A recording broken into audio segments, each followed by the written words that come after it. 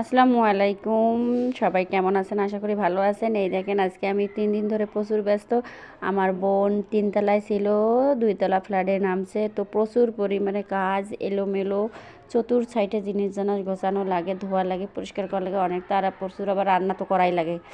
এজন্য রান্নাঘরে গেলাম, সব কিছু এই দেখেন, মানে প্রত্যেকটা রুম পরিষ্কার করা হয়েছে, জিনিস নামানো হয়নি এখনও, জিনিস নামাবে, আমরা আগাম পরিষ্কার করে রাখতেছি।